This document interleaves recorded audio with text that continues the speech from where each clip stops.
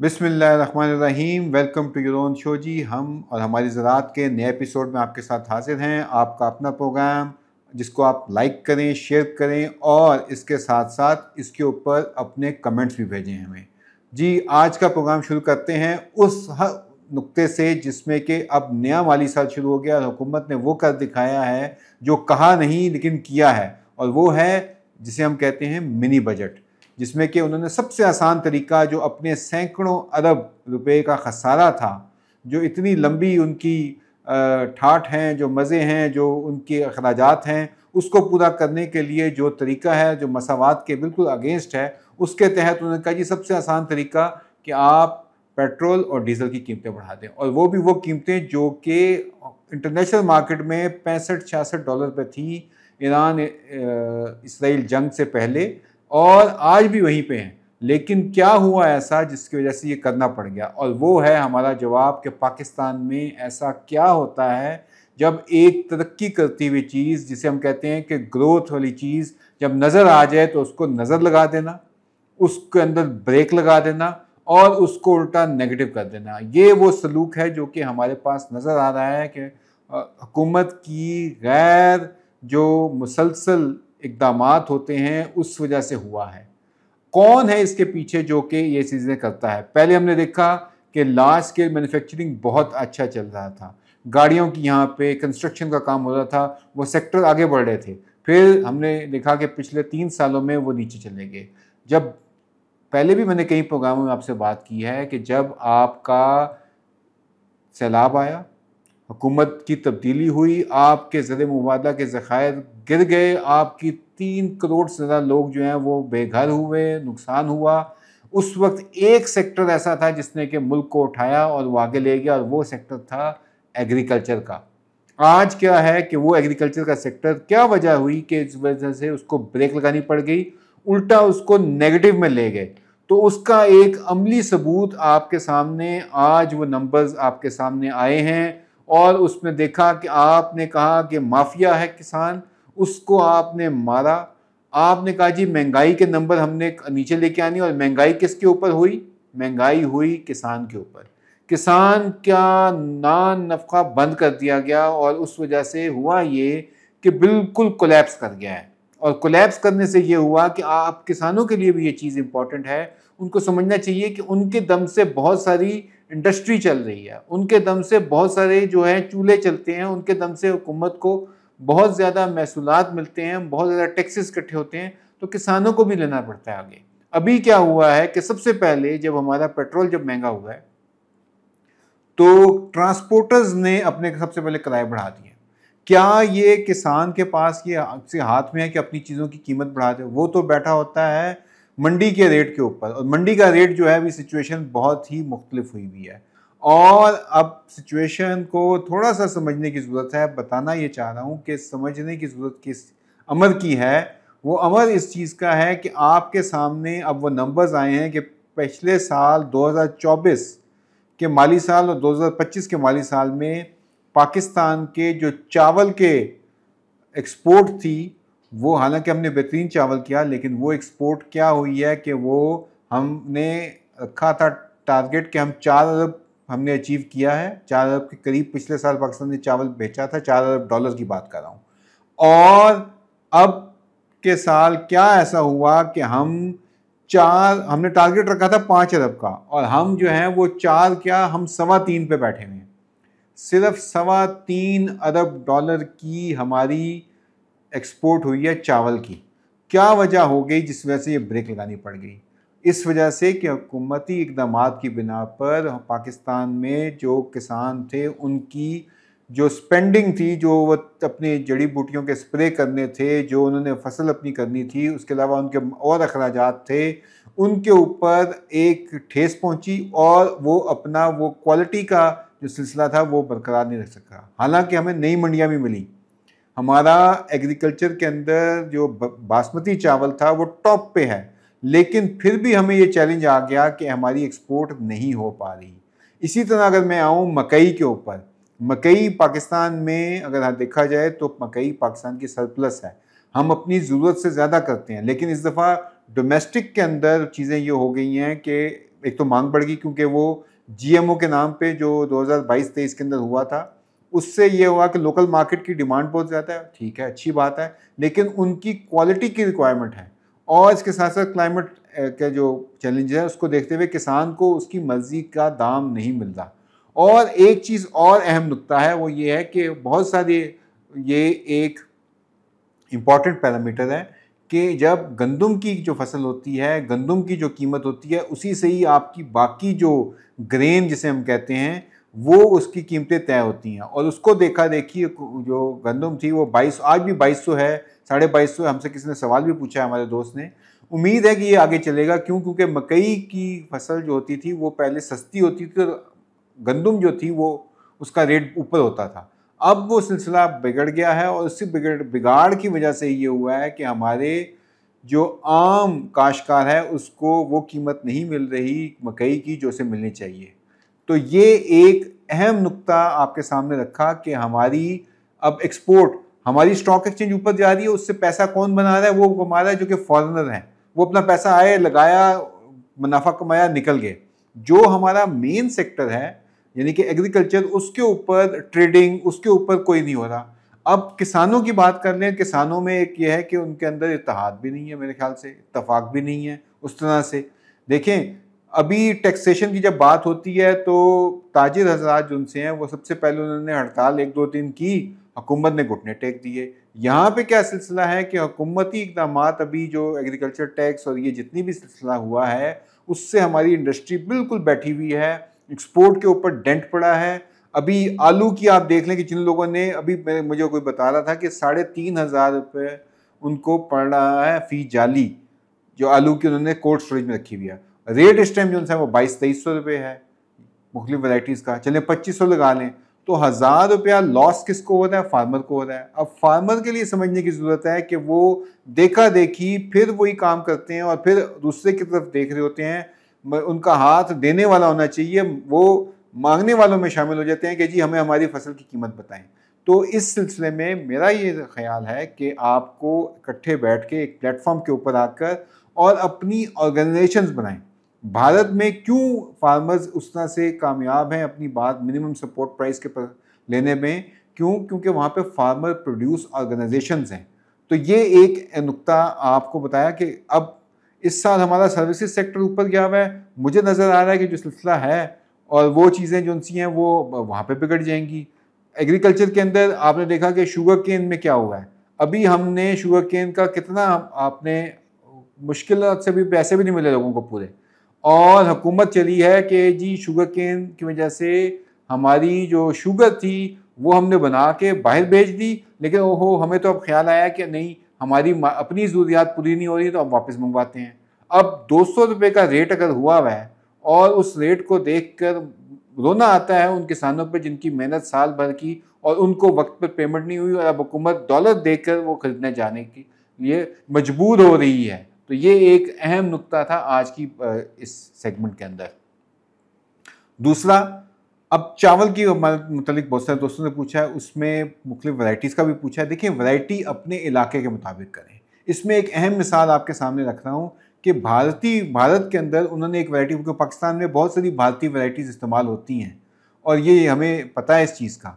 तो हमने वो देख के नहीं करनी काम जो कि जी वहाँ पे हो रहा है तो हम भी कर दें। अभी वहाँ पे क्या हुआ कि उन्होंने जो 2023 की एक वैरायटी थी उसमें देखा कि यार ये बड़ी ज़बरदस्त वैरायटी है, 100 मन के करीब उसकी पैदावार है, 160 दिन की वैरायटी थी, लेकिन उन्होंने उसके ऊपर बैन लगा दिया भारतीय पंजाब में। उन्होंने कहा जी एक तो ये क्या कि पानी इसको ज़्यादा चाहिए, 2 से 3 या 4 साइकिल इसके अंदर पानी आपको देना पड़ेगा, तो पानी की ज़्यादती है। दूसरे नंबर के ऊपर ये 160 दिन की फसल थी, उसकी पैदावार भी बेहतर आ रही थी, लेकिन उन्होंने कहा जी इसमें टाइम कम होता है तो लोग क्या करते हैं, क्योंकि गंदम लगानी होती है तो उस वजह से उन्होंने ये किया है कि वो आग लगा देते हैं। और आग लगाने और माहौल को, असरात को देखते हुए उन्होंने अपनी एक अप्रूव वैरायटी जो थी, जिसकी मालूमात आपको मिल रही है, वो उन्होंने बंद कर दी। आपको भी ये देखना है कि हाइब्रिड अगर आपके इलाके में नहीं, या पानी की उसकी देख के मिकदार, उसके मुताबिक फैसला करना है। आपको पहले भी कहा हमेशा कि बासमती पे रहें, बासमती पे आएँ या कायनात पे जाएं, उससे आपको बेहतर रेट भी बेहतर मिलेगा और आगे चीज़ें बेहतर होंगी। तो ये सिलसिला कुछ सवालों को भी मैंने कहा साथ साथ जवाब देता चलें आपको। अब आते हैं जी एक बहुत इंपॉर्टेंट चीज़ जिसको कि हम मिस करते हैं और वो अक्सर रह जाती है, लेकिन इस दफ़ा हमने कहा कि आपसे उस पर बात करते हैं। और वो बात इस चीज़ पे है कि आर्टिफिशियल इंटेलिजेंस ज़राअत में क्या काम कर रही है। बहुत अहम नुक्ता।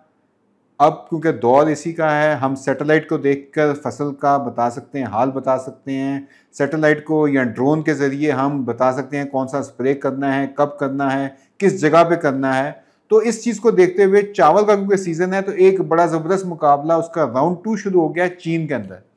चीन में उन्होंने किया क्या है कि आजकल वो कह रहे हैं हर चीज़ का नेमन बदल जो आर्टिफिशियल इंटेलिजेंस के अंदर आ चुका है, तो उसमें इम्पॉर्टेंट ये था कि आपको एक इंतहाई अहम जो मालूमात है वो आपसे शेयर की जाएं। तो चीन के अंदर जी यहाँ पे जो एग्रीकल्चर स्मार्ट एग्रीकल्चर कंपटीशन है वो राउंड 2 शुरू हो गया, जिसमें कि मुकाबला हो रहा है आर्टिफिशियल इंटेलिजेंस का जो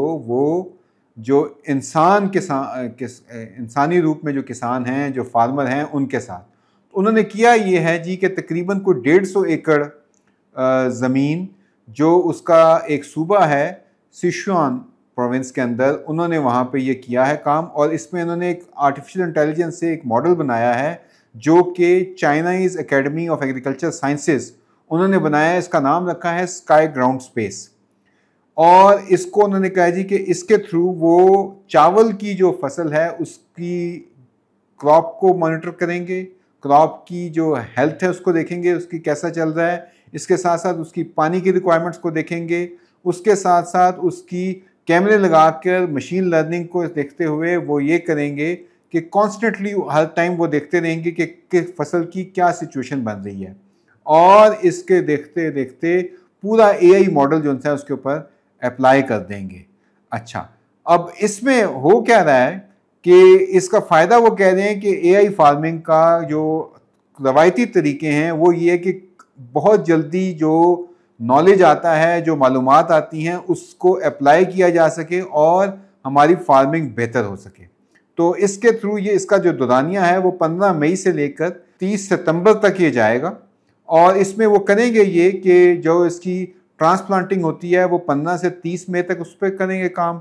फिर इसका मिड टर्म में देखेंगे, जुलाई 15 को देखेंगे इसके साथ क्या हो रहा है। और फिर आखिर में कि इससे कितनी पैदावार हासिल हुई और उस पैदावार की क्वालिटी क्या है वो देखेंगे सितंबर में जाके।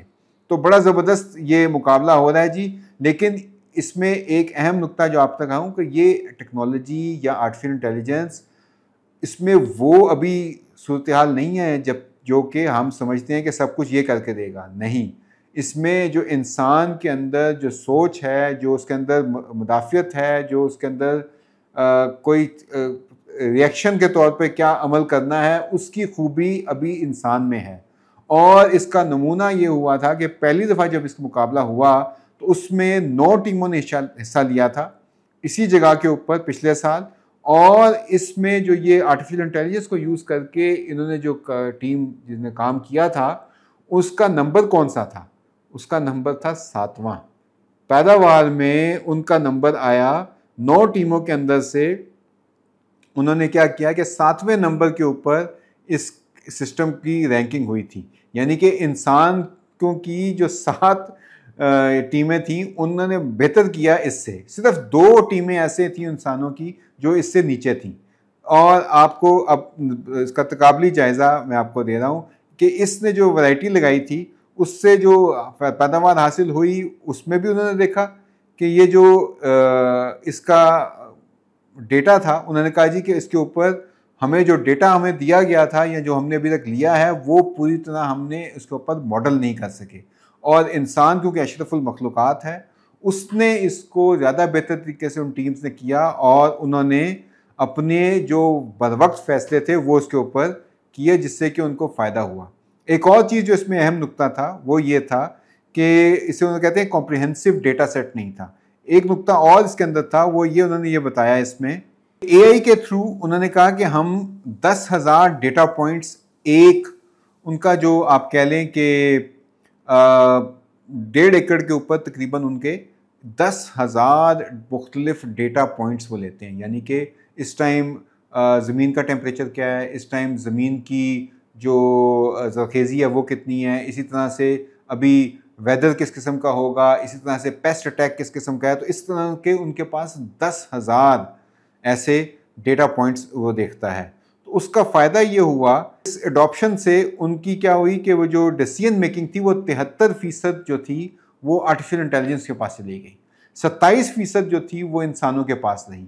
और उस सिलसिले में उन्होंने इस साल कहा है कि उम्मीद यह है कि अब 80% जो उनसे हैं वो फैसले जो हैं वो एआई की मदद से डिसीजन लिया जाएगा।